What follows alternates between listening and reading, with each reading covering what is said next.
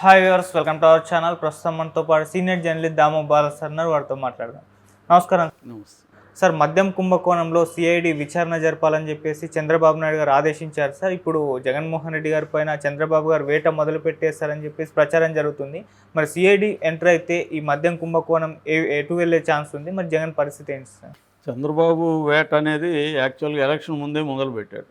Election ముందే ఫైల్స్ని ఆపమని, తర్వాత ఈ డేటా, ఇంటర్నెట్ డేటా వీటిని అన్నిటినీ అప్డేట్ చేయొద్దని, సాఫ్ట్వేర్ని అప్డేట్ చేయొద్దని అప్పుడే ఆయన లెటర్లు రాసి అవన్నీ ఆపాడు.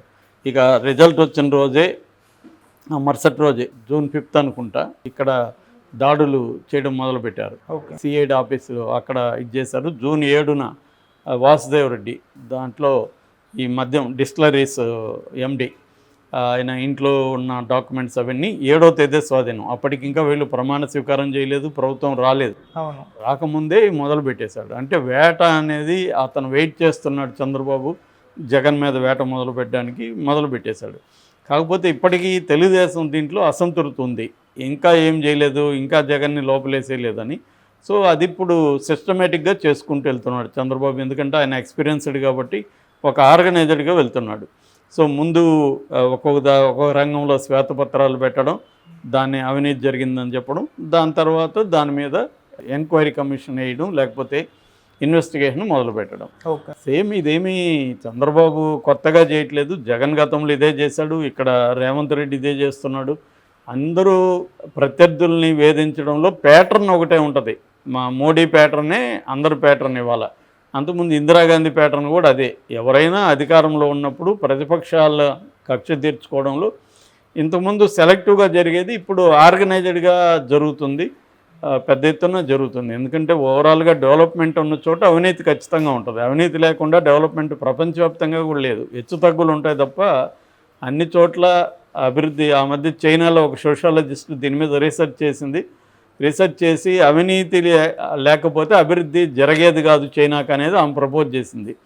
చైనాలో సింగిల్ పార్టీ సిస్టమ్ ఉన్నా అక్కడ బీభత్సమైన అవినీతి ఉందనేది ఆమె సోషాలజిస్ట్ చెప్పింది. కాబట్టి అభివృద్ధి ఉందంటేనే అవినీతి ఉన్నట్టు. అసలు అవినీతి కోసమే చాలా అభివృద్ధి కార్యక్రమాలు కూడా వీళ్ళు మొదలు పెడతారు. ఎందుకంటే లేకపోతే పెద్ద ఎత్తున అభివృద్ధి కార్యక్రమాలు లేకపోతే డబ్బులు ఎక్కడి నుంచి తినాలి వీళ్ళు? ఎంతసేపు భూమి నాకు పోయి చేసుకోవడం మీద ఫోకస్ చేస్తే సరిపోదు కదా. అందుకని వీళ్ళు ఏం చేస్తారంటే అభివృద్ధి ప్రాజెక్టులు, రోడ్లు వేయడము, ఇన్ఫ్రాస్ట్రక్చరు, నీటి ప్రాజెక్టులు, వీటిలో పెద్ద ఎత్తున చేసి దాంట్లో డబ్బులు తినడం. ఇప్పుడు అందుకనే కాళేశ్వరంలో 1,00,000 కోట్లు ఖర్చు పెట్టారు, దాంట్లో 1,000 కోట్లు డబ్బులు తినేశాడు కేసీఆర్ అని వీళ్ళు ఆరోపిస్తున్నారు. కేసీఆరే కాదు, ఎవరైనా. ఇప్పుడు రేవంత్ రెడ్డి మీద కూడా ఇది ఆరోపణలు ఉన్నాయి. పెద్ద ఎత్తున డబ్బులు ఏం తింటున్నాడో అక్కడ ఢిల్లీకి వెళ్ళి ఇస్తున్నాడని ఉన్నాయి. ఎందుకంటే కాంగ్రెస్కి 3 రాష్ట్రాలే ఉన్నాయి. 3లో పెద్ద రాష్ట్రాలు ఈ 2, కర్ణాటక, తెలంగాణ. ఇక్కడ నుంచి డబ్బులు పోవాలి వాళ్ళకి. సో ఇక్కడ నుంచి డబ్బులు పోవాలంటే ఇక్కడ అవినీతి చేయకుండా డబ్బులు ఎలా వెళ్తాయి? సో క్లియర్గా ఏంటంటే ఏ పార్టీ వచ్చినా అవినీతి అనేది కామను. గత పార్టీల అవినీతి మీద వీళ్ళు కేసులు వేయడం, వాళ్ళని అరెస్టులు చేయించడం, జైలు పెట్టడం కూడా కామను. చంద్రబాబు ఇంకా కోపంగా ఉంటాడు. ఎందుకంటే ఆయన జీవితంలో ఆయన 52 రోజులు జైల్లో ఉంటాడని ఎవరు ఊహించలేదు. జగన్ ఆ పని చేశాడు. జగన్ వెనక మోడీ ఉండకపోవచ్చు, అది వేరే విషయం. కానీ జగన్ అయితే చేశాడు కాబట్టి జగన్ మీద అతనికి కోపం ఉంటుంది. ఖచ్చితంగా జగన్ని జైల్లో పెట్టించాలని ఉంటుంది. సో అంతకుముందు జగన్ జైల్లో ఉన్నప్పుడు కూడా చంద్రబాబు వదలలేదు. అతను చివరికి చంద్రబాబుకు సంబంధం లేదు, అది కాంగ్రెస్ వాళ్ళు కేసు వేశారు జైల్లో. శంకర్రావు వేశాడు. దాంట్లో తెలుగుదేశంకి సంబంధించిన అశోక్ గజపతిరాజు, ఎర్రంనాయుడు ఇంప్లీడ్ అయ్యారు.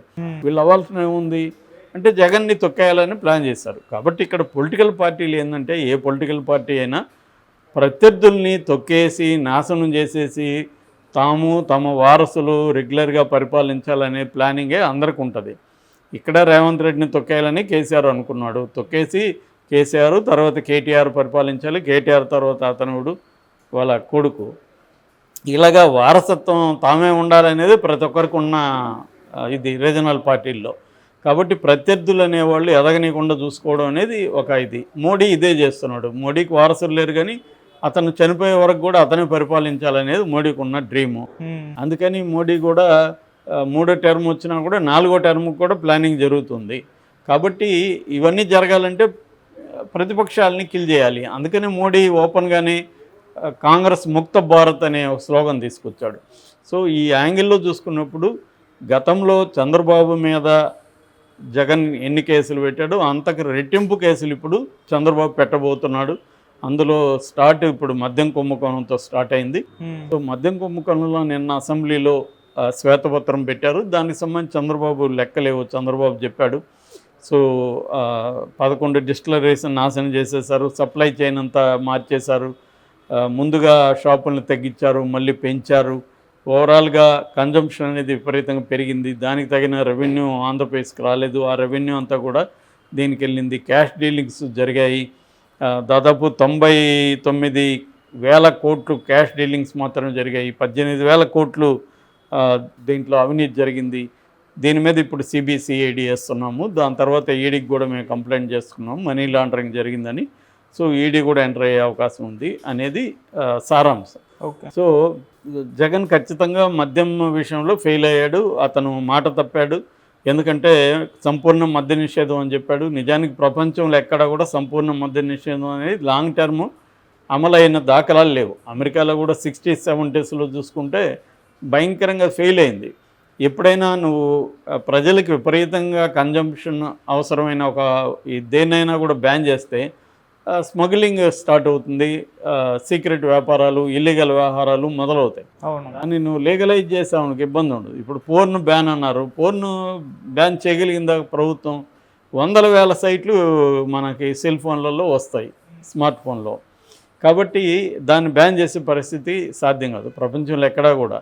సో అందుకని వాటిని లీగలైజ్ చేసి ఆర్గనైజర్కి ఎలా చేయాలనేది ఆలోచించాలి. అట్లాగే ప్రాస్టిట్యూషన్ ఉంది, దాన్ని ఏమైనా బ్యాన్ చేయగలిగారా? వీధికి సందుకి ఉన్నారు, ఆన్లైన్లో వచ్చేసాయి, వాట్సాప్లో వచ్చేసాయి, ఇంకా అడ్వాన్స్ అయింది.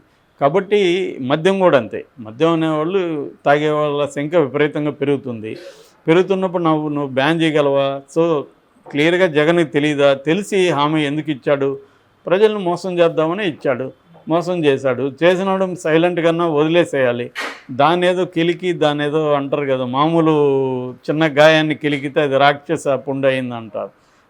అలాగా దాన్ని పెద్దది చేసి ఒక భయంకరమైన మందుబాబుల మీద కక్ష తీర్చుకున్నట్టుగా నీచమైన బ్రాండ్స్. నాకు చాలామంది ఫోన్లు చేసేవాళ్ళు అక్కడ ఉన్న ఫ్రెండ్స్, సార్ దీన్ని తాగితే ఖచ్చితంగా మనం చచ్చిపోతాం సార్, ఎక్కువ రోజులు తాగితే అని. అంత నీచమైన బ్రాండ్లు. సో అన్నీ చూసేదానికేమో ఒరిజినల్ బ్రాండ్ లాగా ఉంటాయి సీసాలు, కానీ అది సరుకేమో భయంకరమైన సరుకు. సో దీన్ని పెట్టి ఇట్లా తాగే వాళ్ళ ఆరోగ్యం పాడైపోయింది. వాళ్ళు చాలామంది తాగలేకపోయారు. బయట నుంచి తెస్తే మరొక హరాస్మెంటు. సో ఇలాగా ప్రజల్ని, సిటిజన్స్ని క్రిమినలైజేషను చేయడం తప్ప జగన్ చేసింది ఏం లేదు. అది మేజర్ జగన్కి డిసడ్వాంటేజ్. సో అది తప్పు ఖచ్చితంగా. దాంట్లో అవినీతి జరగundదు అంటే ఖచ్చితంగా జరుగుంటుంది. అంతకుముందు మద్యపానం కుంభకోణం జరగలేదా? ఇప్పుడు మనకి ఢిల్లీ కుంభకోణం ఏంటి? అది కూడా ఇదే కదా. కాబట్టి ఏదైనా ఎక్కువ గవర్నమెంట్కి రెవెన్యూ వచ్చే విషయాల్లో ఖచ్చితంగా అవినీతి అనేది జరుగుతుంది.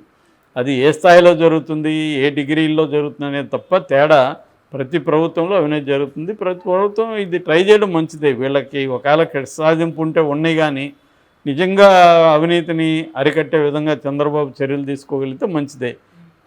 అది ప్రజలకు హెల్ప్ అవుతుంది కదా. పవన్ కళ్యాణ్ చెప్పినట్టు మనకు 15,000 కోట్లు అమరావతికి వాళ్ళు ఇవ్వడం ఏంటి, మన దగ్గరే 18,000 కోట్లు దీంట్లోనే ఉంది కదా, అమరావతిని డెవలప్ చేసి ఉండొచ్చు కదా అని. ఖచ్చితంగా అవును, ఈ అవినీతిని అరికడితే అభివృద్ధి ఖచ్చితంగా అవుతుంది. కానీ అవినీతిని అరికట్టడం కూడా అంత ఈజీ కాదు. ఎందుకంటే ఏ ప్రభుత్వం కూడా అవినీతిని అరికట్టేదానికి సీరియస్గా ట్రై చేయదు. కక్ష సాధింపు వరకే ట్రై చేస్తుంది. కక్ష సాధింపు తర్వాత దాన్ని లాజికల్ ఎండ్కి తీసుకెళ్లే పని ఈ ప్రభుత్వాలు చేయవు. ఎందుకంటే వీళ్ళు కూడా అదే